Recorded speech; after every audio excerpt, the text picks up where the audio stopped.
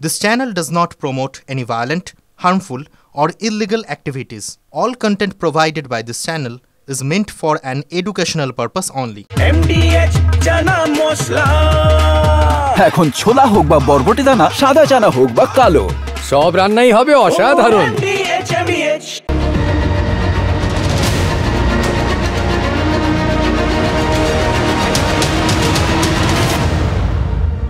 যদি বলি মানুষ কিন্তু মানুষ নয়, তাহলে তো আবার বলে বসবেন মানে ভূতের কথা বলছেন নাকি?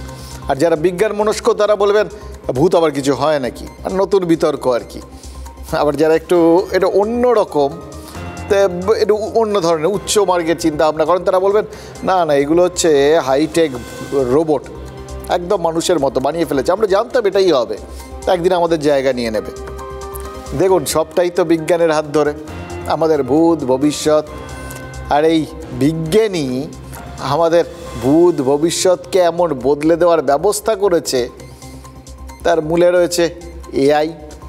ওই যে রোবট মানুষের মতো দেখতে, হাত পা নাড়ে, কথাবার্তা বলে বা সব কাজ পারে বলেছে, এই বাচ্চা মেয়েটাকে দেখলেন, এই যে একটা পুরো বিষয়টা, এটা তো ওই এআই এর কল্যাণী।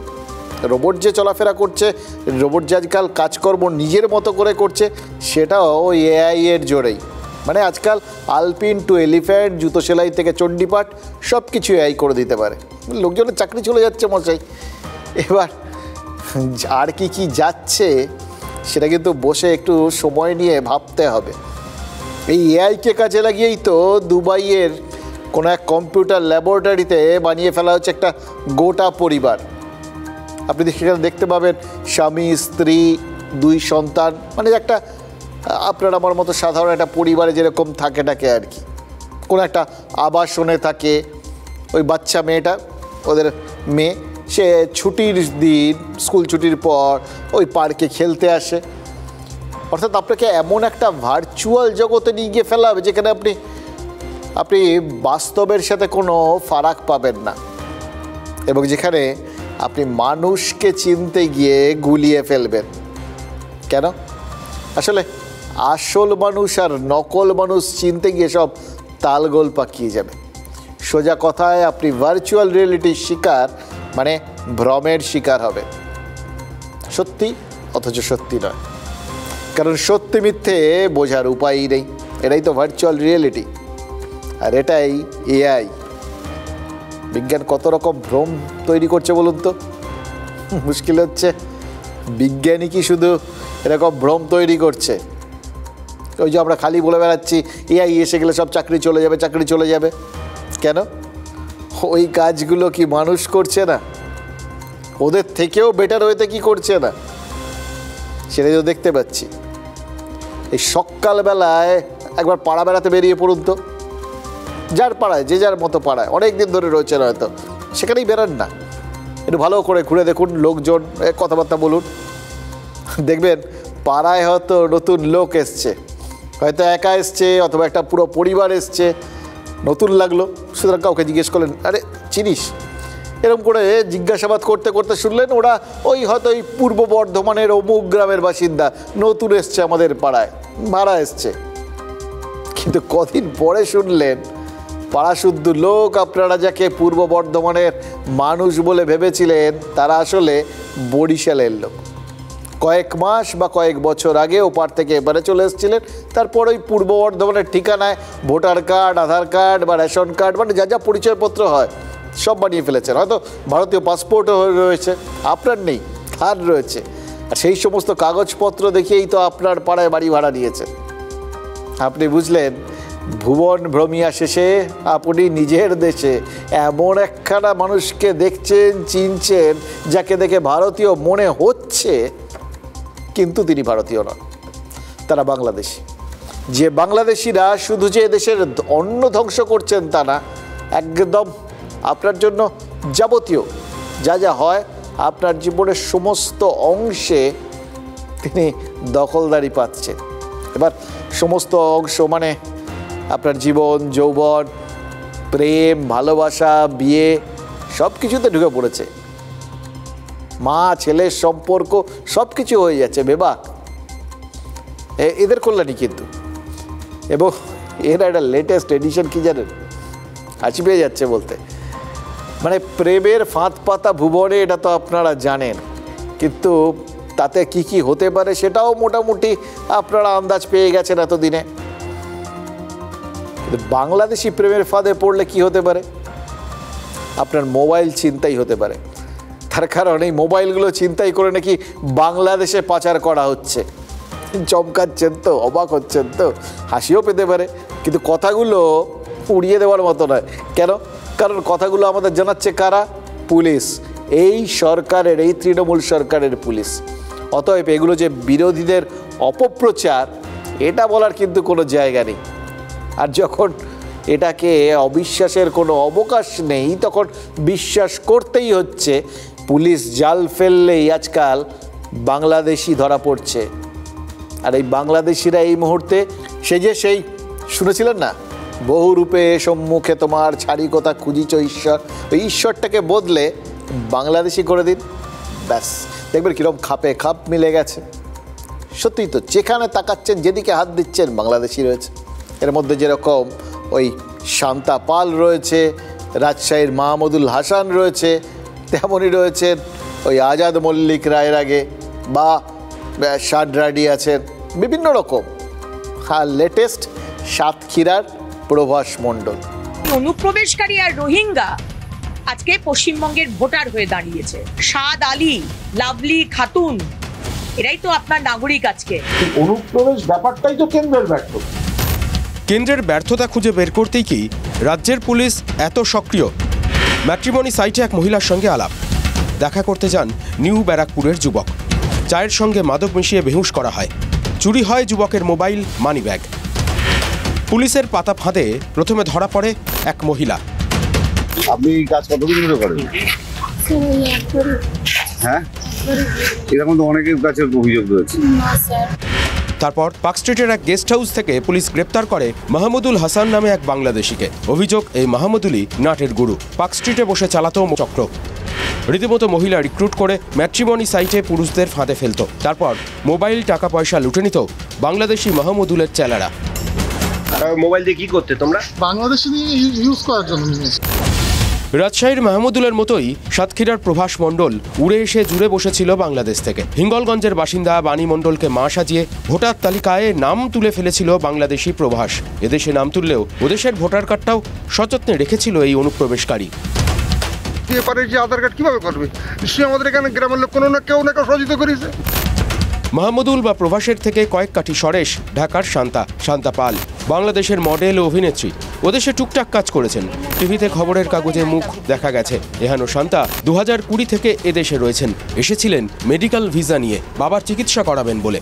কিন্তু তারপর আর বাংলাদেশ মুখো হননি। ছিলেন যাদবপুরের ভাড়া বাড়িতে। বর্ধমানের ঠিকানা ব্যবহার করে ভোটার, আধার সব কিছু বানিয়েছিলেন শান্তা। পূর্ব বর্ধমানের বড়শুল পঞ্চায়েতের গোপালপুরের যে ঠিকানা শান্তার পরিচয়পত্রে রয়েছে, সেই ঠিকানায় শান্তাকে কেউ চেনেনি না। ওখানে পাল টাইটেল বলে কেউ নেই, এই নামে কেউ আমাদের এখানে কেউ থাকে না। অথচ বড়শুলের ওই ঠিকানা দিয়েই আধার আর ভোটার কার্ড। তারপর সেই ঠিকানা ব্যবহার করেই গাড়ি এবং হোটেলের ব্যবসায় নামতে চেষ্টা করেছিলেন বাংলাদেশি শান্তাকে গ্রেপ্তার করেছে পুলিশ। বাংলাদেশি ঘুঘু হয়ে পশ্চিমবঙ্গের বাঙালির জন্য বরাদ্দ ধান খাওয়া শান্তাকে জেরা করেই মিলেছে বেহালার সরসুনার এক বাংলাদেশির। একজন থেকে আরেকজন, আরেকজন থেকে আরেকজন। পুলিশ চেষ্টা করলেই হাজার হাজার বাংলাদেশির খোঁজ পাচ্ছে, যারা নকল ডক্টর হাজরার মতোই দুষ্টু লোক। হাজার হাজার ডক্টর হাজরা। এই নকল ডাক্তার হাজরা আসল ডক্টর হাজরা সেজে ফেলুদার সঙ্গে ভিড়ে গেছিলেন। আর বাংলাদেশি অনুপ্রবেশকারীরাও তো আপনার আমার মধ্যে এইভাবেই মিশে যাচ্ছে, আমার মতোই ভারতীয় সেজে মিশে যাচ্ছে। দেখুন, একটা জিনিস মনে হচ্ছিল, জানেন তো, আমরা অকারণে না বাংলাদেশিদের দোষারোপ করছি। ওরা আমাদের থেকে অনেক বেশি প্রগতিশীল, অনেক বেশি ভবিষ্যৎদর্শী এবং আমাদের থেকে অনেক বেশি এগিয়ে আছে। সে কবের থেকে একটা কনসেপ্ট চারপাশে ঘুরে বেড়ায়, দেখবেন মাঝে মধ্যে সব লোকজন যখন রোম্যান্টিকতার শিখরে ওঠে তখন বলে যে আমি বিশ্ব নাগরিক, আমরা বলি আঁতেল। কিন্তু এটার মধ্যে যেটা অদ্ভুত একটা কনসেপ্ট লুকিয়ে আছে, এবং এই কনসেপ্টটাকে যদি একবার বাস্তবায়িত করা যায় তাহলে যে মানে রুজি রোজগার, থাকা খাওয়া সব কিছুরই আমূল পরিবর্তন হয়ে যেতে পারে, বা ক্ষেত্রটা অনেক বেশি বিস্তৃত হয়ে যেতে পারে, সুযোগটা যে অনেক বেশি বেড়ে যায়, এটা তো বাংলাদেশিরা শেখাচ্ছেন আমাদের।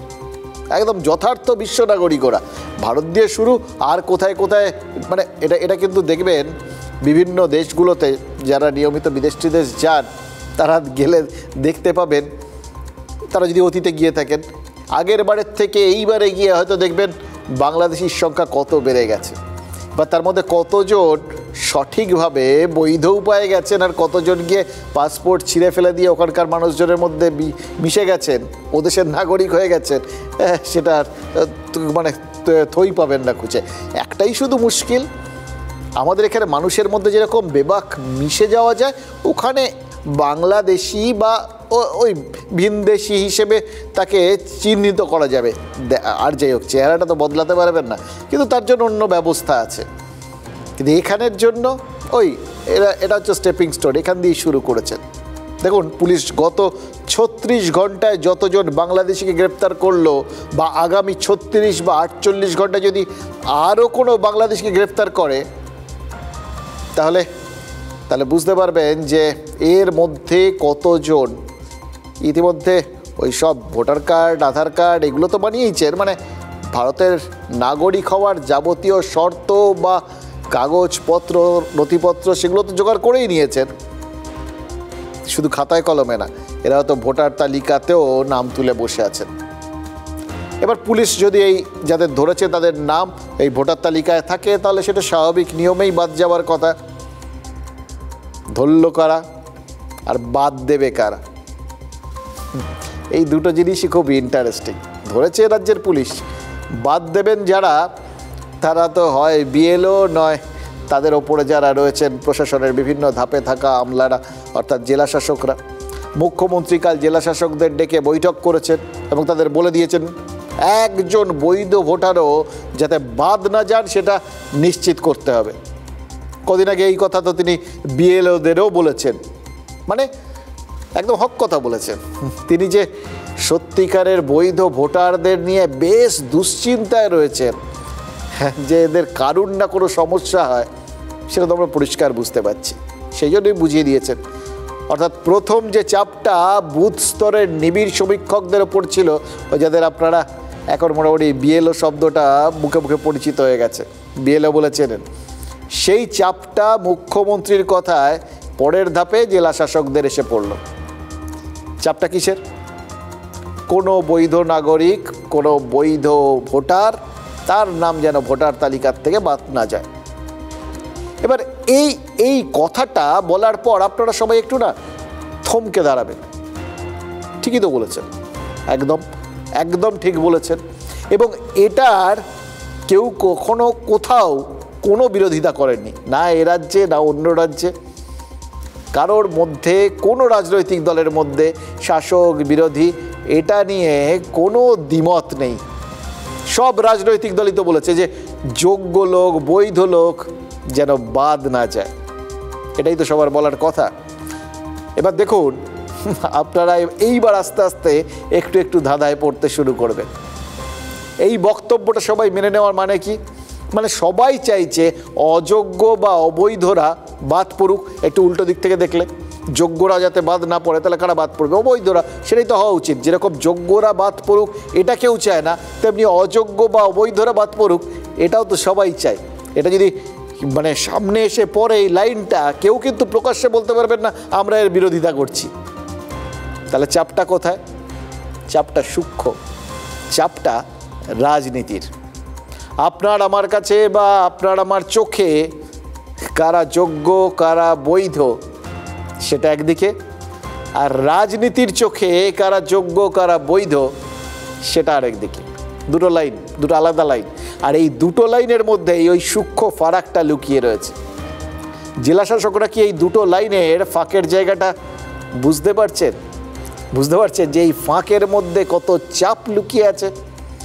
যাদের আমরা যোগ্য বলে মনে করছি, রাজনীতি যদি তাদের যোগ্য বলে মনে না করে, যাদের আমরা বৈধ বলে মনে করছি, রাজনীতি যদি তাদের বৈধ বলে মনে না করে, আর যাদের আমরা অযোগ্য বলে মনে করছি, অবৈধ বলে মনে করছি, তারা যদি রাজনীতির নজরে যোগ্য বৈধ হয়ে যায় তাহলে কি হবে?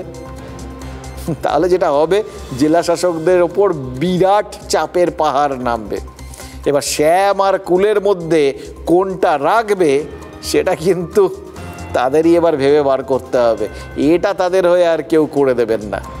ডিএমদের একটু চোখ কান খোলা রাখতে হবে। একটা লোক 4 দিন গিয়ে এলো, 4 দিন গেল, তখন হয়তো সেটা কোথাও ঘুরতে গেছে, তাই বলে আপনি তার নামটা বাদ দিয়ে দেবেন? বন্যা এবং স্থানীয় স্তরের কর্মসূচি নিয়ে ওই মিটিংয়ে মুখ্যমন্ত্রী থাকার কথা ছিল না। প্রথম পর্যায়ে মিটিং এর পরে মুখ্যমন্ত্রী ঢোকেন। কোন রোহিঙ্গা বা বাংলাদেশি মুসলমানের নাম বাদ দেওয়া যাবে না। ডিএমদের ধমকেছে, ডিএমদের বলেছে আমি এখনো আছি, পরেও থাকবো, পরে আপনি থাকবেন না। দেখুন, জেলা শাসকদের তো ইতিমধ্যেই নির্বাচন কমিশনও সতর্ক করে রেখেছে। মানে সতর্কতায় সতর্কতায়, মানে সতর্ক বার্তায় বার্তায় এরা একদম জেরবার। ময়না আর পূর্ব বারুইপুর, এই দুটো জায়গায় আরও নির্দিষ্ট করে বললে ময়না আর বারুইপুর পূর্বে ভোটার তালিকায় নাম তোলার ক্ষেত্রে কোনো বাছবিচার করা হয়নি বলে কমিশন প্রথমে ইআরওদের শনাক্ত করেছে। আরও নির্দিষ্ট করে বললে আগে যে গড়মিল হয়েছে সেটা শনাক্ত করেছে, ধরেছে। তারপর কারা করেছেন এটা, ওখানে মুড়ি মিচড়িকে ইচ্ছে মতো ভোটার তালিকায় নাম তুলে দিয়েছেন, তাদের ধরেছে। এবার দেখুন, ময়না আর বারুইপুর পূর্বে যাদের যোগ্য মনে করে তালিকায় রেখে দিয়েছিলেন এই ইআরওরা, তার মধ্যে যে প্রচুর অযোগ্য রয়েছে সেটা তো কমিশন ধরে ফেলেছে। এবার কি হবে? তার মানে এটা তো যদি একটা স্যাম্পেল হয় তাহলে অন্যান্য জায়গাতেও এরকম ঘটনা ঘটে থাকতে পারে। বলে না, হাঁড়ির ভেতর একটা চাল টিপলে বোঝা যায় গোটা হাঁড়ির কি অবস্থা, সেদ্ধ হয়েছে না হয়নি। এবার কমিশন যে মুহূর্তে বুঝেছে যে এখানে একটু গন্ডগোল আছে, ওই 2 জেলার জেলাশাসককে বলে দিয়েছে কোনোভাবেই যেন ওই ভোটার তালিকার কোনো কাজে অস্থায়ী বা চুক্তিভিত্তিক কর্মীদের ব্যবহার করা না হয়। এবার দেখুন, এটাও তো স্যাম্পল সার্ভের মতো ব্যাপার। একটা জায়গায় অস্থায়ী বা চুক্তিভিত্তিক কর্মীরা ওই বিএলও হিসেবে কাজ করেছেন। গোটা রাজ্যে দেখুন, গোটা রাজ্যেই তো এরকম চুক্তিভিত্তিক বা অস্থায়ী অনেক বিএলও আছেন। তাহলে কি কমিশনের শুরুতেই মনে হচ্ছে যে এই অস্থায়ী বা চুক্তিভিত্তিক কর্মীরা কাজটা সঠিকভাবে করছেন না? এরা একটা জায়গায় যখন গন্ডগোল করেছেন, তার মানে সব জায়গাতেই গন্ডগোল আছে বলে কমিশন ধরে ফেলেছে। এবার তার মানে এই যে এটা তারা পরিষ্কার করে দিলেন, এটা নয়া নির্দেশিকা, আরও একটা নির্দেশিকা জেলা শাসকদের জন্য। এবার এটার ক্ষেত্রে তো আবার বাজ বিচারেরও জায়গা নেই, নিজেদের ওই শ্যাম বা কুল কিছু একটা বেছে নেওয়ার মতো পরিস্থিতিও নেই। এদের বাদ দিয়ে একদম জল জ্যান্ত ওই বিএলও নিয়োগ করতে হবে। সংখ্যা কমে গেলে তো কাজ করে ওঠা যাবে না। যে পরিমাণ বিএলও দরকার সেই পরিমাণ বিএলওটা জোগাড় করতে হবে। কি চাপের জীবন বুঝতে পারছেন এই জেলা শাসকদের। কমিশনের হুঁশিয়ারিটা ওই পূর্ব মেদিনীপুর আর দক্ষিণ 24 পরগনা জেলা শাসক পেয়েছেন, আর বাকিরা তারাও তো একটা বার্তা পেয়ে গেলেন। এটাই করতে হবে, এর থেকে অন্যরকম কিছু হলে আবার ফের নতুন করে ওই শূন্য থেকে শুরু। এই নির্বাচন কমিশন ছেড়ে কথা বলবে না। এবার জেলা শাসকরা করবেনটা কি? কমিশনের বিশ্বাস রাখবেন নাকি রাজ্য সরকারের আস্থার মর্যাদা দেবেন? জেলা প্রশাসনের ওপর মুখ্যমন্ত্রী যদি 100% ভরসাই থাকতো তাহলে তিনি সতর্ক করতেন না। তিনি সতর্ক করেছেন, তার মানে ওই জেলা শাসকদের নিয়ে তার কোনো না কোনো সন্দেহ আছে। কোথাও গিয়ে তার মনে হয়েছে যে এরা ঠিকভাবে যদি নাও করতে পারে, তার ফলে বেশ কিছু তাদের চোখে বৈধ ভোটার বাদ চলে যেতে পারে। এই জন্যেই তিনি চোখ বুজে ভরসা করতে পারছেন না। কেন ভরসা করতে পারছেন না? জেলা শাসকরা তাদের নিয়ে তো, তাদের ওপর ভরসা করেই তো, এই আমলাতন্ত্রের ওপর ভরসা করেই তো রাজ্যটা চলে। তাই তো চলার কথা রাজ্য প্রশাসনে। কিন্তু সেটাও পরিষ্কার করে দিয়েছেন মুখ্যমন্ত্রী। তিনি পরিষ্কার বলে দিচ্ছেন বেশ কয়েকজন লোক আছে যাদের পা একদিকে, মাথা আর একদিকে। একদিকে আর একদিকে মানে কোথাও গিয়ে কি গোটা ব্যাপারটা দেখো, দুটোই তো অর্গ্যান, পা আর মাথা। মানে এবার আবার বামেরা বলবে এই ফের একবার মুখ্যমন্ত্রী ওই বাইনারির তত্ত্বটা আউড়ে দিলেন, ভাগ করে দিলেন, হয় শাসকের দিকে থাকবে নয় বিরোধীদের দিকে থাকবে। রাজনীতি খুব জটিল জায়গায় চলে যায় মাঝে মধ্যে, আর আপনার আমার মতো সাধারণ মানুষের জন্য বেশ মজার খোরাক আর কি। আমরা দেখি আর মজা নিই, কারণ এর মধ্যে আপনার আমার কোনো ভূমিকা নেই। কিন্তু যা হয়, যা সন্দেহ, যা প্রশ্ন, তা রাজনীতিই তোলে। রাজনীতি মনের মধ্যে খুচখুচানি তৈরি করে, ক্ষত সৃষ্টি করে, আর রাজনীতি সেখানে আবার নুনের ছিটে দেয়। এই যে সন্দেহটা, এটা কি শুভেন্দু অধিকারীর বক্তব্যই আরও একটু বাড়িয়ে দিয়েছে, যেখানে তিনি বলেছেন যে সরকারি আধিকারিকদের একাংশই তলে তলে তাদের তথ্যের যোগান দিচ্ছেন। এবার এই সংশয় তৈরি হওয়া মানেই তো জেলা শাসকদের প্রাণষ্টাগত। শুভেন্দু অধিকারী তো বলেই খালাস, কেউ কেউ তাদের তথ্য সাপ্লাই করছেন। এবার যে মুহূর্তে তিনি এটা বলে দিয়েছেন, সবার দিকেই তো সবাই এরম এরম করে তাকাচ্ছে, এনা তো সবাই আতশ কাচের তলায় চলে এসছে। সবাইকেই তো এবার ওই বিশ্বাসের ছাঁকনিতে ছাঁকা হবে। এবার এতে কতজন আটকাবেন সেটা বলা খুব মুশকিল। দেখুন, এর বাইরে যে জিনিসটা, সেটা নিয়ে এবার আমরা একটু মাথা ঘামাই। মানে দেখুন, ওনাদের তো প্রাণষ্টাগত হয়েই গেছে, আমরা ব্যাপারটা নিয়ে একটু মাথা ঘামালে আমাদেরও তো ঘামানো উচিত না? চারপাশে তো আমাদেরই লোকজন, সব কে যে এদেশি কে যে ওদেশি বুঝতে পারছি না, তারা তো আপনার আমার খাবার দাবার পরিচয়ের মধ্যেই ভাগ বসাচ্ছেন। সুতরাং আমাদেরও একটুখানি সতর্ক সচেতন হওয়ার দরকার আছে বই কি। দেখুন, এই যে আর দ্বিতীয় কথা, যেটা ওই মুখ্যমন্ত্রীও ভয় টয় পাচ্ছিলেন, বৈধ ভোটার যাতে বাদ না যায়। বৈধ ভোটাররা বাদ যাওয়া মানে তার মধ্যে তো আপনি আমিও থাকতে পারি। সেটা আমাদের জানা উচিত, বোঝা উচিত বিষয়টা। সবার আগে কী জানা উচিত, একদম গোড়ার থেকে শুরু করা উচিত। বৈধ ভোটার কাদের বলা হবে? তাদের বলা হবে যাদের কাছে ওই সঠিক পরিচয়পত্রগুলো থাকবে। এবার মুশকিল তো অন্য জায়গায়, অবৈধদের কাছেও তো ওই যাবতীয় পরিচয়পত্র পাওয়া যাচ্ছে, এবং সেগুলো একেবারে আসল, মানে গোড়ায় গলদ। জাল কাগজপত্র দিয়ে অবৈধ উপায়ে ওই অবৈধ ভোটাররা আপনার আমার মতোই বৈধ কাগজপত্র বানিয়ে বসে আছেন। তাই ওই অবৈধ খোঁজার চক্করে বৈধ ভোটার না গচাংফু হয়ে যায়, হতেই পারে। ওই বললাম, এই জন্যেই আমাদের বিষয়টা নিয়ে একটু মাথা ঘামাতে হবে। এবার আমরা মাথা ঘামিয়ে কি করতে পারবো জানি না, কিন্তু পুলিশ প্রশাসন, তাদের কত সাবধানে গোড়া ধরে টান মারতে হবে বুঝতে পারছেন? ভুল গোড়ায় টান পড়লেই তো মুশকিল। এবার গোটা বিষয়টা নিয়ে একটা অদ্ভুত বিভ্রান্তি কখন তৈরি হয়, যদি রাজনীতির অবস্থান আর দৃষ্টিভঙ্গিটা একমুখী না হয়। একমুখী হলে তাও ডিএম বা বিএলওরা একটু খোলা মনে কাজ করতে পারতেন, যে সবাই মিলে যা বলছেন, সবাই মিলে যা চাইছেন, আসলে সেটাই তাদের মুখের কথাটাই মনের কথা। কিন্তু মুখের কথা আর মনের কথা যদি এক না হয়, বিভ্রান্তি। একদিকে অভিষেক বন্দ্যোপাধ্যায় বলছেন ভোটার তালিকার থেকে দুটো নামও বাদ গেলে কত ধানে কত চালে বুঝিয়ে দেবেন, আর অন্যদিকে মমতা বন্দ্যোপাধ্যায়ের নিয়ন্ত্রণে থাকা পুলিশ দিনরাত এক করে একটার পর একটা বাংলাদেশি খুঁজে বার করে যাচ্ছে, একটার পর একটা সবার সামনে নিয়ে চলে আসছে। এবার মুখ্যমন্ত্রী যতই ওই জেলা শাসক বা বিএলওদের চাপে ফেলে দিন যে একজনও বৈধ যেন বাদ না যায়, প্রশ্ন তো অন্য জায়গায়। পুলিশের ঘাড়ে কটা মাথা আছে বলুন তো? পুলিশ মন্ত্রী বা মুখ্যমন্ত্রীর অনুমতি ছাড়া তারা এইভাবে বাঙালি খেদাও বা বাঙালি খোঁজো এই অভিযানে নামতে পারতেন? এতটা সক্রিয়তা দেখাতে পারতেন বাংলাদেশি ধরতে? আর এখানেই তো বিভ্রান্তিটা চরমে উঠেছে। কথায় আর কাজে দুটো লাইন তো ওই মিলে সুর মেরা তুমহারা হচ্ছে না। তাহলে সেক্ষেত্রে ধরতে হবে, মুখে যাই বলুন, তলায় তলায় বাংলাদেশি খোঁজায় মুখ্যমন্ত্রীর পুরোদস্তুর অনুমোদন আছে, সক্রিয় হওয়ার নির্দেশ আছে।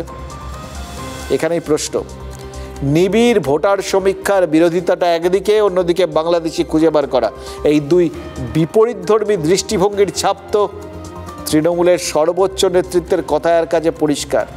কেন হলো এটা? এটার মধ্যেও একটা রাজনৈতিক টুইস্ট থাকতেই পারে, জানেন তো। হতেই পারে তৃণমূল একটা এসকেপ রুট খুলে রাখতে চাইছে। সেই এসকেপ রুটটা তৃণমূলের জন্য তৈরি করার চেষ্টা করছেন মুখ্যমন্ত্রী। কারণ বিজেপি তারা তো একদম লাগাতার প্রচার শুরু করে দিয়েছে যে ওই সংখ্যালঘু ভোট ব্যাংকটাকেই এই অনুপ্রবেশকারীদের দিয়ে আরও বাড়িয়ে নিতে চায় তৃণমূল। আর সেই জন্যেই বাংলাদেশি শুধু না, ওই রোহিঙ্গাদের শুদ্ধ এদেশে নিয়ে এসে আশ্রয় দেওয়া হচ্ছে। লাগাতার প্রচার চলছে বিজেপির। এবার এই প্রচারের প্রভাব সংখ্যাগুরু ভোটারের ওপর খানিকটা হলেও তো পড়ার সম্ভাবনা রয়েছে, উড়িয়ে তো দেওয়া যাবে না। ফলে বিজেপির এই প্রচারটাকে অকেজো করে দিতেই কি নিজের থেকে পুলিশকে সক্রিয় করার এই উদ্যোগ নিচ্ছেন মুখ্যমন্ত্রী। এবং গোটা বিষয়টায় এক্ষেত্রে তিনি সরকারিভাবে বা পুলিশ যেটা করছেন সেটা নিয়ে তো প্রশ্ন তোলার কোনো জায়গা নেই। কারণ আইন বলছে অনুপ্রবেশকারীদের ধরার কথা, আইন মেনেই চলছে। আইন তো দেশের পুলিশ, মুখ্যমন্ত্রীরা তারা সবাই মানেন, সুতরাং তাই করছেন। সাদা মনে কারোর কোনো কাদা নেই, কিন্তু মাঝখান থেকে ভোটারের কাছে বার্তাটা চলে যাচ্ছে। বাংলাদেশিদের এখানে তো সরকারই অনেক জায়গায় ধরেছে তাদেরকে, যে আইনে আছে। আমরা তো বলছি না, কিন্তু বাংলা বললে, বাংলা ভাষা বলবো বলে তাকে বাংলাদেশি বলে পাঠিয়ে দেবেন আপনি, এটা কখনো ঠিক। এখানকার পুলিশ মানে মমতা পুলিশ, এখানকার পুলিশকে সরকারের পুলিশ বলা যাবে না। এই যে পুশব্যাকের কথাটা এবং এই যে ভেরিফিকেশন প্রসেসটা, যারা এই বিষয়গুলো করছে, রাজ্য সরকারের আওতায় চাকরি করলেও তাদের মাথায় রাখা উচিত এটা দেশের প্রশ্নে একটা খুব মারাত্মক বিষয়। তারা যদি এই নেগেটিভ ভেরিফিকেশনগুলোকে পজিটিভ করে দেয়, এই লোকগুলো বৈধতা পেয়ে যাবে, যেগুলো আগামী দিন দেশের পক্ষে মারাত্মক ক্ষতিকারক। আমি আবারও বলছি, এই যে বারংবার করে এই অ্যারেস্টের যে ভেরাসিটিটা বেড়ে যাওয়া, এর পেছনে কোনো কুমতলব থাকলেও থাকতে পারে। দেখলেন তো, এই বিরোধীরা সে যারাই হোক, তারা কখনোই যাদের তারা বিরোধী অর্থাৎ শাসকের কোনো কাজকে সোজাভাবে দেখেন না। তার মধ্যে একটা তারা সন্দেহজনক কিছু সবসময় খুঁজে পান। এক্ষেত্রেও পেয়েছেন। দেখুন, বিজেপি নেতাদের কথায় তো বুঝতে পারলেন যে এই সক্রিয়তাকে তারা সন্দেহের চোখেই দেখছেন। তারা মনে করছেন যে এতদিন ধরে কি ছিল, একটা সংশয়ের জায়গা থাকতে পারত এই বাংলাদেশিগুলোকে ধরার পর। তাদের তো এখন আইনানুগভাবে আইন আদালত এখানে পেশ করতে হবে। সেখানে তাদের হাতে যা কাগজপত্র আছে, সে কাগজপত্রগুলো যেহেতু তার মধ্যে ওই আধার, প্যান, তারপর ধরুন আপনার পাসপোর্ট, মানে যা যা হয় আর কি পরিচয়পত্রগুলো, সেগুলো তো তারা জাল কাগজপত্র দিয়ে সত্যিকারের জিনিস তৈরি করে নিয়েছেন। এগুলোকে নিয়ে যদি কোনোভাবে একবার ওই আদালতে প্রমাণ করে দিতে পারেন, বা বেনিফিট অফ ডাউটেও যদি তারা ফাঁক দিয়ে গলে গিয়ে এটা প্রমাণ হয়ে যায় যে না ঠিক আছে ওরা নাগরিক, তাহলেই তো হয়ে গেল। এরপরে তো আর কোনোভাবেই প্রশ্ন তোলার কোনো জায়গা থাকবে না। আর একটা দিক কি বললেন, এই বিজেপির আইনি সেলের লোকজন মনে করছেন এই বাংলাদেশিদের এসআইআর শুরুর আগে চিহ্নিত করে আইনের দ্বারস্থ করা হচ্ছে আসলে চোখে ধুলো দিতে, সময় কিনতে। এদের বিরুদ্ধে এখন মামলা মোকদ্দমা চলবে।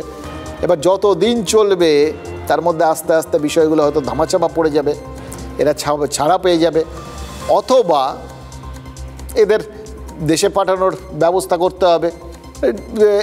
বাংলাদেশে পাঠিয়ে দেওয়ার নির্দেশ দিতে পারে আদালত। আদালত তো নির্দেশ দিয়েই খালাস। পাঠানোর দায়িত্ব তো যাদের, তারা কি পাঠাবে? বিজেপির নেতাদের বক্তব্য না পাঠাবে না, এরা এদেশেই থেকে যাবে। উদাহরণ হিসেবে তারা তুলে ধরছেন আজাদ মল্লিকের নামটা। তার ক্ষেত্রে যেরকম হয়েছিল, পাকিস্তানি আজাদ বাংলাদেশে ঘুরে এদেশে এসেছিল, তাকেও তো প্রথমে গ্রেফতার করা হয়েছিল, আদালতে পেশ করা হয়েছিল, আদালত তাকে বাংলাদেশি সাব্যস্ত করে বাংলাদেশে পাঠিয়ে দেওয়ার নির্দেশ দিয়েছিল। কিন্তু তাকে কি পাঠানো হয়েছিল? সবাই জানত হয়ে গেছিল, কেউ আর খোঁজ নেয়নি। তারপর দেখা গেল বেশ কয়েক মাস আগে সেই আজাদ, যাকে বছর 3 আগেই খাতায় কলমে বাংলাদেশে ফেরত পাঠিয়ে দেওয়া হয়েছে, সে বহাল তবিয়তে এয়ারপোর্টের কাছে বসে রয়েছে। তাকে তখন ইডি গ্রেফতার করলো। আজাদের মতো এই বাংলাদেশিদেরও কি পেছনের দরজা দিয়ে রেখে দেওয়ার ব্যবস্থা করা হচ্ছে? পুলিশের সক্রিয়তা কি সেই জন্যেই? এই প্রশ্নগুলো কিন্তু বিজেপি নেতারা তুলছেন। এবার দেখুন কোনটা ঠিক কোনটা ভুল সেটা বলা মুশকিল, এত কিছু মিলেমিশে গেছে আর বলবেন কি করে। কিন্তু এটাও তো ঘটনা, অন্য যে রাজ্যগুলোতে ওই বাংলাদেশিদের গ্রেফতার করা হচ্ছে, ধরার পর তাদের ওই আদালত এই সমস্ত করার কোনো চক্করই তারা যাচ্ছে না, সরাসরি ধরছে আর বাইরে বার করে দিচ্ছে। ফলে এটা দেখুন, সেটাও ঠিক না বেঠিক সেটা নিয়ে যতই মানে সেটা বক্তব্য পাল্টা বক্তব্য থাক, এটা অত্যন্ত একটা ইন্টারেস্টিং সিচুয়েশন। এই সিচুয়েশনটা আরও বেশি ইন্টারেস্টিং হয়ে যেতে পারে কবে জানেন? আগামী সপ্তাহে। কারণ আগামী সপ্তাহে একদিকে বিজেপি বৈঠক করবে এসআইআর নিয়ে, নিবিড় ভোটার তালিকার সমীক্ষা নিয়ে, আর অন্যদিকে অভিষেক বন্দ্যোপাধ্যায়ের নেতৃত্বে তৃণমূলের ভার্চুয়াল বৈঠক হবে ওই এসআইআর নিয়ে। আরও একটা কারণে আগামী সপ্তাহটা ইন্টারেস্টিং হতে পারে। বিহারে শেষ পর্যন্ত 65 লক্ষ নাম বাদ যাচ্ছে বলে জানিয়ে দিয়েছে নির্বাচন কমিশন। রাহুল গান্ধী আজ বলেছেন এভাবে ভোটারদের নাম কেটে দিলে ফল ভুগতে হবে নির্বাচন কমিশনকে। তার হাতে নাকি অ্যাটম বোমা রয়েছে, সেটা ফাটালে নাকি নির্বাচন কমিশন বলেই আর কিছু থাকবে না। দেখুন নেতারা যখন বলেন তখন তো ধরতে হবে, যা রটে তার তো কিছু বটে, যেরকম তেমনি তারা যেটা বলছেন, আমরা এমনি নেতারা যা বলেন তার বহু শতাংশই ছাড় দিয়ে বাকিটা ধরতে অভ্যস্ত আর কি। কিন্তু রাহুলের হাতে কিছু তো নিশ্চয়ই আছে। এবার রাহুলের হাতে অ্যাটম বোমা আছে কি নেই সেটা রাষ্ট্রপুঞ্জ জানে কিনা জানি না আমরা, তবে আমরা জানি তৃণমূলের কাছে যে ধন আছে কংগ্রেসের কাছেও সেই ধন আছে। এরাজ্যের মুসলিম ভোটের 90% পায় তৃণমূল, আর গত লোকসভা ভোটের হিসেব বলছে সারা দেশের মুসলিম ভোটের 72% পেয়েছিল ওই রাহুল গান্ধীর কংগ্রেস। चोरी हो रही है और अब हमारे पास ओपन एंड शट प्रूफ है। इलेक्शन कमीशन में जो भी ये काम कर रहे हैं, right from the top to the bottom, आप एक बात याद रखिए, आपको हम छोड़ेंगे नहीं। वो एटम बॉम्ब है, मतलब एटम बॉम्ब है, फटेगा तो आप इलेक्शन कमीशन आपको दिखेगा नहीं हिंदुस्तान। এই জিনিসটা না কিছুতেই রাজনৈতিক নেতাদের বুঝি না। তাদের হাতে সব থাকে কিন্তু তারা সেটা ব্যবহার করেন না, ডেকে দেন ঠিক সময় ব্যবহার করব বলে। এবার থাকতে থাকতে কতগুলো যে ড্যাম পড়ে নষ্ট হয়ে যায় সেটা তো আমি আপনি জানতে পারি না। খুব মাঠে মারা যায় আমাদের প্রতীক্ষাগুলো, কত কিছু জানতে পারতাম, কত কিছু উড়ে যেতে পারত, ওড়ে না। ফলে আমার যখন এগুলো শুনি না তখনই মনে হয় বলে দিই, হাতে যখন আছে দিন না ফাটিয়ে। ওই সে আগে শুনতাম আমার কাছে সব নাম রয়েছে, কে কোথায় কি করেছে, এর আগের সরকারের আমলে কে কে যে এরকম বেআইনিভাবে তারা চাকরি পেয়েছে পুরো লিস্ট রয়েছে। সে লিস্ট আর সামনে এলো না, এইটা হচ্ছে মজা। কিছু লোক যারা ধরে নিচ্ছি আগে দুর্নীতি করেছিল সে লোকগুলো পার পেয়ে গেলে এর মাঝখান থেকে কোনো মানে হয় বলুন তো? সে যাকে এখনকার বিতর্কটা বুঝতেই পারছেন, যেটা এই যে নিয়ে অ্যাটম বোম অবধি চলে গেছে গোটা বিষয়টা। এরপর রাষ্ট্রপুঞ্জ বা ওই যারা আর কি পারমাণবিক বোমা ঠোমা নিয়ন্ত্রণের যে কমিশন আছে আন্তর্জাতিক, তারা সব না চলে আসেন, আবার তার মধ্যে ট্রাম্প ঢুকে পড়তে পারেন। মানে কেলেঙ্কারি কাণ্ড। রাহুল গান্ধীর এই বক্তব্যটা প্রচারিত হওয়ার পর কী যে হবে কে জানে। তা আমরা যেটা নিয়ে উনি বলছেন সেটা নিয়ে একটু মাথা কামাই, কারণ এইটা আলোচনা করার আর ভবিষ্যতে হয়তো সময় নাও পেতে পারি ট্রাম্প এটার মধ্যে ঢুকে পড়লে। এই যে এসআইআর এর মানে কি? ইংরেজিতে স্পেশাল ইন্টেন্সিভ রিভিশন, এটা এখন আপনারা মোটামুটি জেনে গেছেন। আর বাংলায় নিবিড় পরিমার্জন। কার পরিমার্জন? ভোটার তালিকার নিবিড় পরিমার্জন, মানে একদম গুছিয়ে ছাকরি দিয়ে ছেঁকে ওই যা যা ভুল ভ্রান্তি আছে সেগুলোকে ঠিক করানো, শুধরানো। এটা তো গেল পরিষ্কার কথা। এবার দেখুন, স্যার বলতে আমরা অন্য সব কিছু ছেড়ে দিন, বাঙালির এই সাম্প্রতিককালে স্যার বলার অভ্যেসটা এখনও সব কিছুতে হয়নি, একটা জায়গা ছাড়া। স্যার বলতে আমরা সাধারণত আমাদের স্যারেদের বুঝি, মানে স্কুলের শিক্ষকদের আর কি। এবার শিক্ষকদের বেসিক কাজ কোনটা? শিক্ষা দেওয়া। এসআইআর নিয়ে চারিদিকে যখন তোলপাড়, তখন আমাদের শিক্ষকরাও তো প্রত্যেক দিন নতুন নতুন শিক্ষা দিচ্ছেন। এবার দেখুন, শিক্ষক মানে স্কুলের মাস্টারমশাই বা দিদিমণিরাই শুধুমাত্র, এটা ভুল করেও ভাববেন না। ওনারা তো আমাদের পাঠ্য বইয়ের শিক্ষক। আমাদের জীবনে আরও কত শিক্ষক রয়েছেন, যাবৎ বাঁচি তাবৎ শিখি, প্রতি মুহূর্তে শিখছি, যার কাছ থেকে শিখছি তিনিই আমাদের শিক্ষক। এবং বেশিরভাগ ক্ষেত্রে এখন আমাদের আপনার আমার মানে সাধারণ মানুষের শিক্ষক কারা? ওই রাজনৈতিক নেতা নেত্রীরা। এই শিক্ষকের মতোই নেতা নেত্রীরাও আমাদের পাঠ পড়ান, পড়া না পারলে শাসন করেন। শিক্ষকদেরও আবার প্রধান শিক্ষক আছেন, তারা হলেন বড় নেতা নেত্রী। এই যে ধরুন, এসআইআর নিয়ে রাহুল গান্ধী হুঁশিয়ারি দিয়েছেন, ওরকম হুঁশিয়ারি তো অভিষেক বন্দ্যোপাধ্যায় দিয়েছেন। ওই বলছিলাম দুজনের নাম কেটে দেখা, বড় নেতা তাই পুরোটা বলেননি, কিন্তু আমরা বুঝতে পেরেছি হুলুস্থুলু হবে। কিন্তু সেইটা বুঝলে তো হলো না, ওই যে থেমে গেলেন, মানে এটা ফিল ইন দ্য ব্ল্যাঙ্কস রয়ে গেল, শূন্যস্থান পূরণ করার একটা পাঠ দিয়ে দিলেন, একটা পরীক্ষার প্রশ্নপত্র ছেড়ে দিলেন, ছাত্ররা সেগুলোকে ফিল আপ করবে। করে দিয়েছেন, বলে দিয়েছেন রহিম বক্সি কদিন আগে বলেছিলেন বোমা মারবেন, বোমা মেরে শহীদ হবেন। ভাষা আন্দোলনের অনুপ্রেরণায় শহীদ হওয়ার বাসনা জেগেছিল। আজ বলেছেন কারোর নাম কাটলে তিনি হাত কেটে নামিয়ে দেবেন। শূন্যস্থান পূরণ। মুশকিলটা অন্য জায়গায়, যে বিজেপির হাত কাটবেন তিনিও তো বাঙালি হতে পারেন, তাতে বাঙালি বাঁচাতে গিয়ে বাঙালিরই হাত কাটা যাবে, এটা আবার আমরা ধাঁধায় পড়ে গেলাম। কিন্তু মালদায় যেরকম ওরকম হাত কাটার নিদান আছে, শিলিগুড়িতে আবার নাক কাটার নিদর্শন আছে। কাটাকাটির বাজার পুরো চারপাশে। শিলিগুড়ির মেয়র পরিষদ দিলীপ বর্মন ভাষা আন্দোলন নিয়ে পথে নেমেছেন, শাসক দলও নেমেছে। এবার সাদা চোখে পথ এক হলেও মতটা আলাদা হয়ে গেছে, আর তাতেই তৃণমূলের নাক কাটা যাচ্ছে। তৃণমূল বলছে রাজবংশীদের হেনস্থা করা হচ্ছে। দিলীপ বর্মন আরেকটু তাতে যোগ করে দিয়েছেন, বলেছেন রাজবংশী হেনস্থার জন্যই উত্তরবঙ্গে পিছিয়ে যাচ্ছে তৃণমূল। তার মানে রাজবংশীদের হেনস্থা করে তৃণমূল বা করেছে তৃণমূল, আর সেই জন্যেই তাদের উত্তরবঙ্গে ভোট কমছে। মানে তৃণমূল দায়ী, নিজেরাই দায়ী নিজেদের দুরবস্থার জন্য, এটাই বলে বসে আছেন তিনি দিলীপ বর্মন। এবার বলেছেন তো বলেছেন, কখন বলেছেন? যখন 21-এর মঞ্চে উত্তম কুমার ব্রজবাসীকে মডেল বানানো হয়েছে। রাজবংশী উত্তম কুমার যখন মডেল, তখন সেই মডেলের দফা রফা করে বসে আছেন দলেরই নেতা। এবার দেখুন, ড্যামেজ যদি হয়, রাজনৈতিক দল সবার আগে কি করে?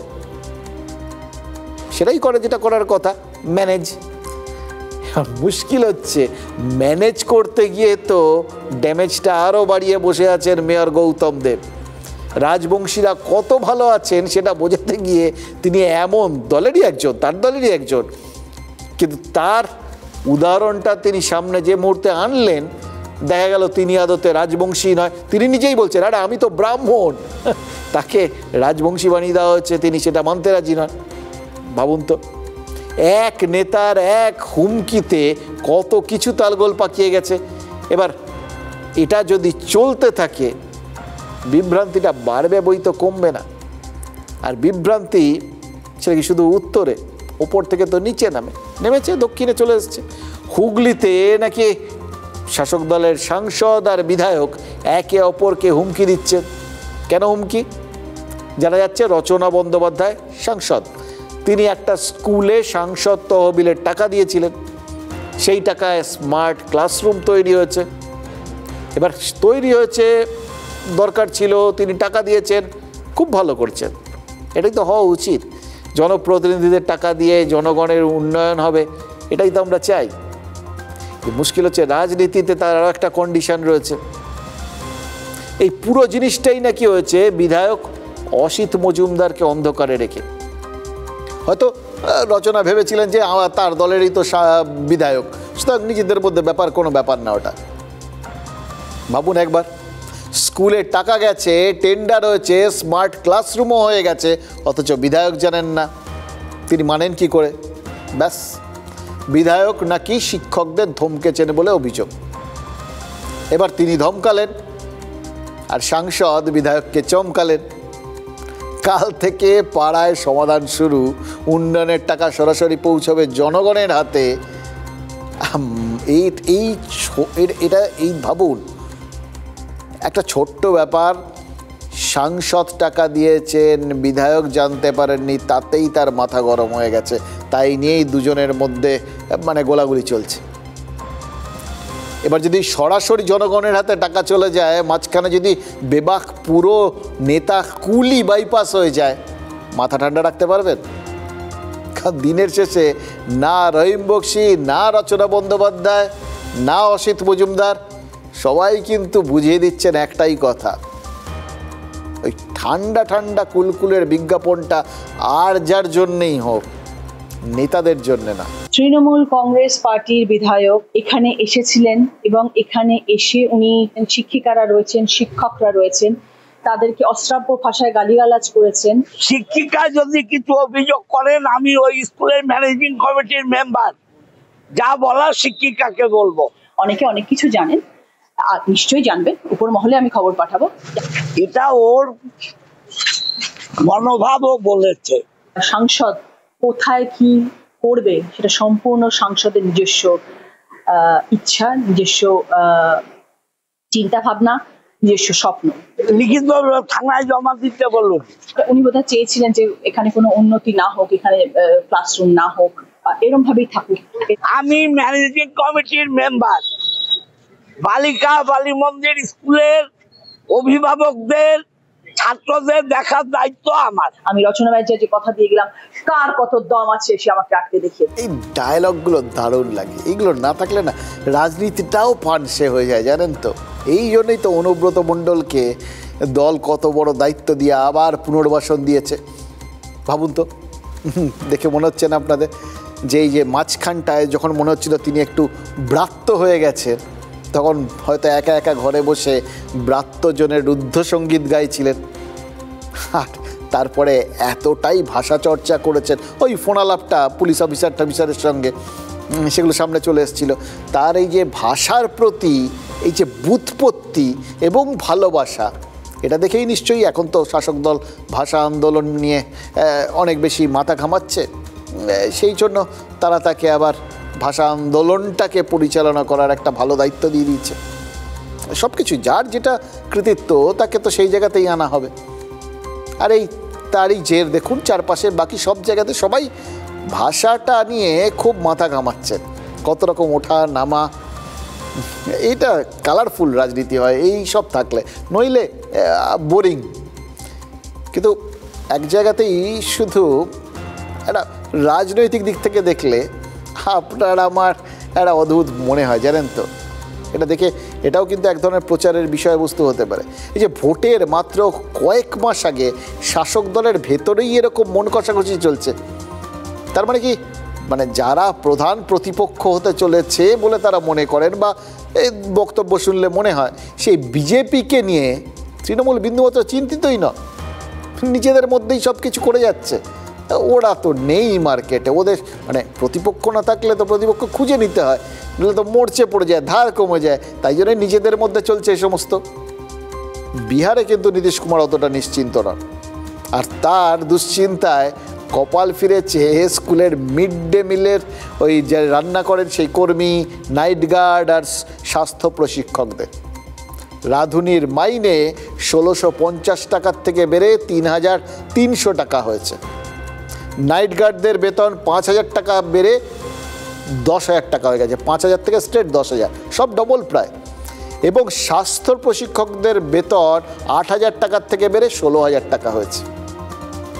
হাতে গরম ব্যাপারটা না রাজনীতিতে যে একদম শিওর শট একটা সমাধান, বিশেষ করে ভোটের বাজারে, সেটা কিন্তু এই বিভিন্ন রাজ্যে বিভিন্ন নেতার এই প্রতিশ্রুতিগুলো বা উদ্যোগগুলো দেখলে বুঝতে পারবেন, টাইমলি যে সমস্ত সিদ্ধান্তগুলো নেওয়া হয়।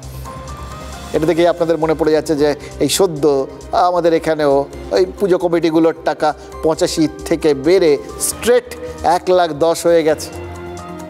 সবটাই একই, নেতারা একই রকমভাবে আপনার আমার সাধারণ মানুষের জন্য তো ভাবেন, তাই না? সুতরাং এগুলো তো হবে, ভোট এলে আরও বেশি হবে। বাট এই ভাবনাটার কপিরাইট কার, কে প্রথম কাছে এনেছিলেন আমাদের, সেইটা নিয়ে এর বিতর্ক থাকবে। সবাই বলবে আমাদেরটা কপি করে নিয়েছে। তা এগুলো কপিরাইট নিয়ে রাখাটা উচিত, এটুকুনি আমরা বিশ্বাস করি। কারণ না হলে কে কাকে কার কোন একটা এত মাথা ঘামিয়ে বার করা জিনিস চুরি করে নেবেন, আইডিয়াটা আর কি, সেটা তো ভালো লাগে না। আমরা আমাদের এখানকার কোনো জিনিসই যদি অন্য কেউ কপি করেন, আমরা কি মেনে নেব? ভাল লাগবে না। কিন্তু দেখুন, এই যে নীতিশ কুমার 3 জনের টাকাটা বাড়ালেন, আমি মানে এটা একটা স্যাম্পল সার্ভে হিসেবে নিচ্ছি আর কি। ওই বিহারের ভোটটা আগে তো, ফলে ওটাকে দিয়ে আমাদের এখানটা একটুখানি বোঝার চেষ্টা করছি, আপনারাও করুন। এই যে ভোটে যে 3 শ্রেণীর মানুষের যাদের মাইনেটা ডবল করে দেওয়া হলো, তারা কি কাজে লাগবেন? যারা দিচ্ছেন তারা নিশ্চয়ই হিসেবটা কষে ফেলেছেন। এটা যদি সরাসরি কাজে নাও লাগে, তাহলে এদের দেখে অন্যরা আশায় বুক বাঁধতে পারবেন যে আমাদের জন্য আসছে, একটা পজিটিভ এনভায়রনমেন্ট তৈরি হবে। হয়তো এরমও হিসেব থাকতে পারে, এত হাজার পরিবার, তারা এতজন পরিবারের লোক, সব মিলেমিশে এতজন হবে, বা এদের ঘনত্ব, মানে ভোটার তালিকায় এদের ঘনত্ব হয়তো এই কেন্দ্রগুলোতে বেশি, এই কেন্দ্রগুলোতে আমাদের একটুখানি গোলমাল আছে।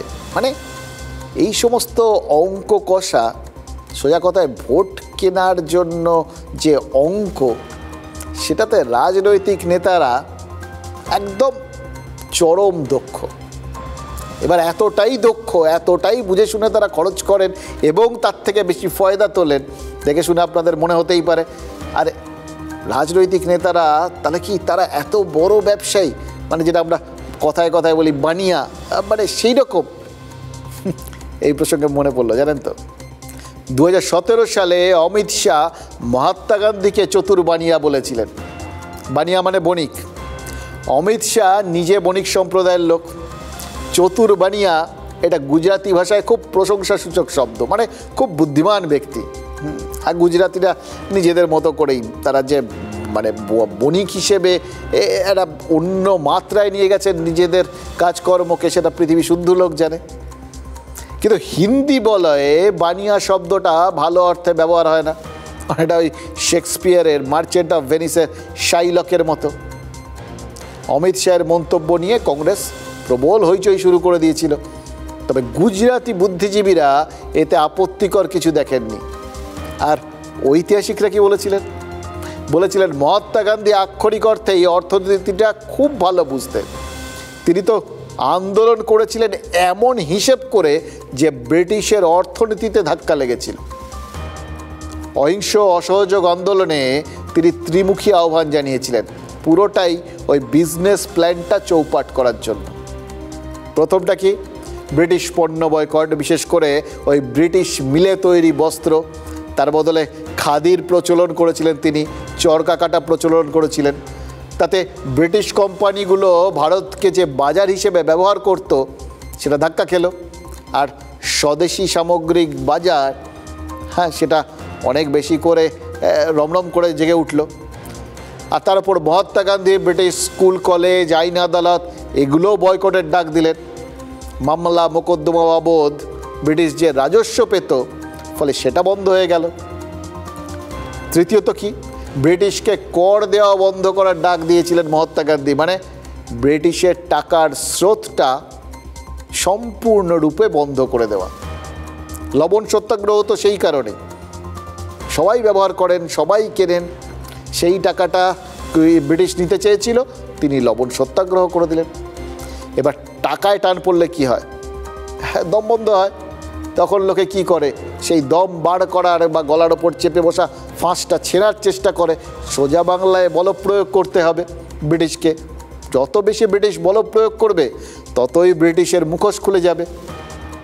ওই যে লন্ডনে গোল টেবিল বৈঠকে যোগ দিতে গেছিলেন না মহাত্মা গান্ধী, সেখানেও তো তিনি ম্যানচেস্টারের ওই কাপুরের কলে চলে গিয়েছিলেন। কেন? শ্রমিক লাইনে নিপীড়িত মানুষের সঙ্গে সময় কাটিয়েছিলেন। মানে ওদের মধ্যেও একটু এই যে একটা স্বাতন্ত্র্য, একটা স্বরাজ, এই ভাবনাগুলো, স্বাধীনতা, এই বিষয়গুলো ঢুকিয়ে দিয়ে এসেছিলেন, একটা আন্দোলনের মানসিকতা ঢুকিয়ে দিয়ে এসেছিলেন। মানে ব্রিটিশকে ঘরে বাইরে সব জায়গায়, বলে না বাড়িতে গিয়ে মেরে এসেছি, প্রায় সেরকম ব্যাপার আর কি। কিন্তু মাঠটা পুরোটা অর্থনৈতিক মাঠ, যদি একটু ভালো করে খেয়াল করে দেখেন। মহাত্মার সাথে ওই শ্রমিক ব্রিটিশদের ছবি লন্ডনের সব কাগজে হেডলাইন হয়েছিল। এটা আরও একটা জিনিস হয়েছিল, ব্রিটিশ মানেই আভিজাত্য, এই তৈরি করা ধারণাটা ধাক্কা খেয়েছিল। বুঝতে পারছেন, রাজনীতিকরা তারা এমনিতে বাণিজ্যিক বুদ্ধিতে তুখোর, আর তারপর যদি গুজরাটি হন তাহলে তো কোনো কথাই নেই।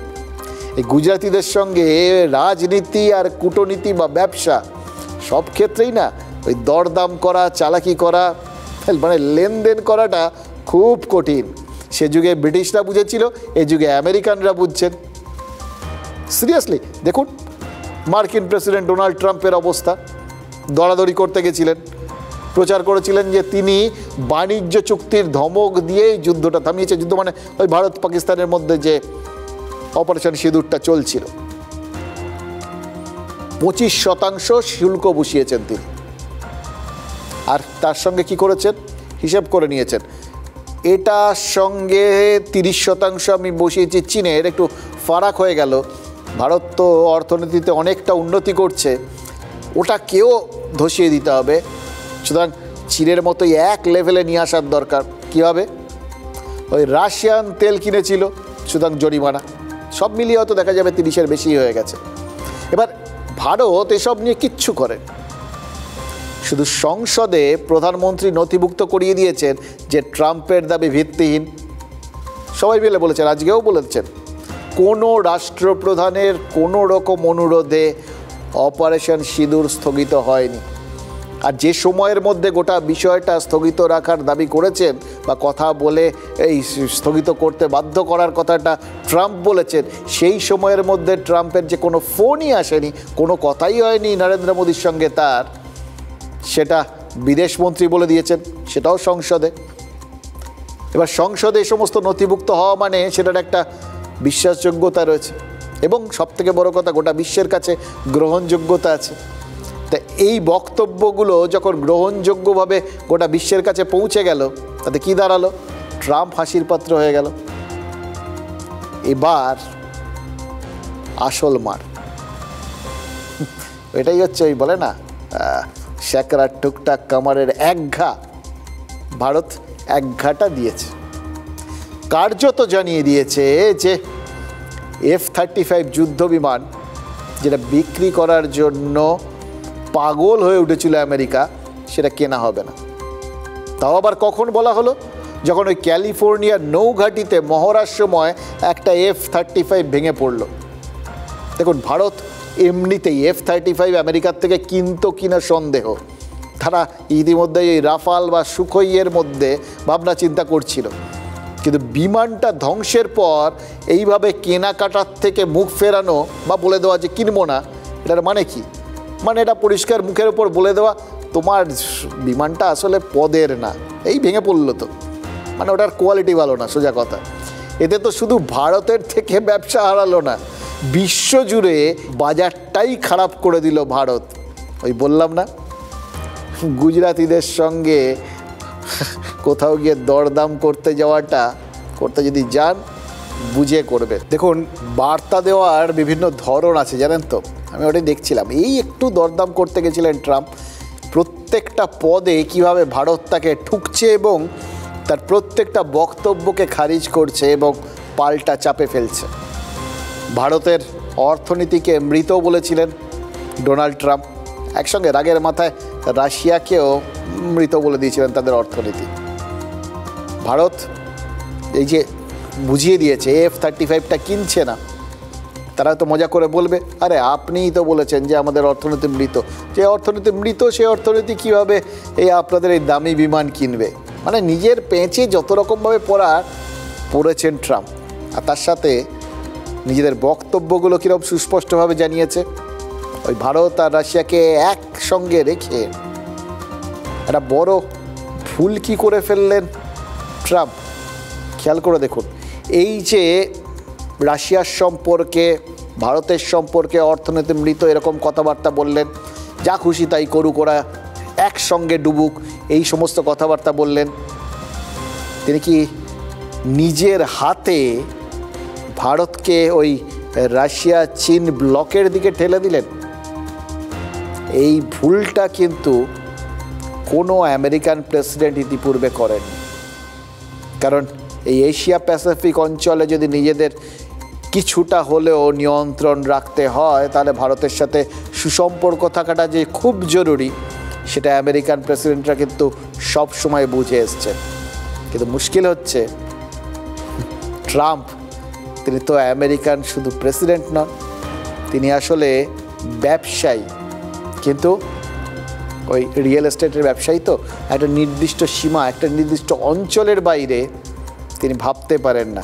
আর তাই জন্যে বোধহয় ওই অঞ্চলটা পেরিয়ে ওই বেপারায় গিয়ে হঠাৎ করে কেউ ফ্ল্যাট তৈরি করতে গেলে যেরকম বিপাকে পড়ে যায় না, ট্রাম্পও বোধহয় নিজের সীমা ছাড়িয়ে অন্যদের সঙ্গে লাগতে গিয়ে নিজেই হয়তো নিজের দেশকে খানিকটা হলেও বেকায়দায় ফেলে দিলেন। অন্তত গোটা পরিস্থিতিটা সেই ঠান্ডা ওয়ারের সময়, ঠান্ডা যুদ্ধের সময়, কোল্ড ওয়ারের সময় পৌঁছে দিলেন। এটা কি তাদের জন্য ভালো হলো? এটা ট্রাম্পকে কিন্তু ভবিষ্যতে তার দেশের মানুষই বোঝাবেন।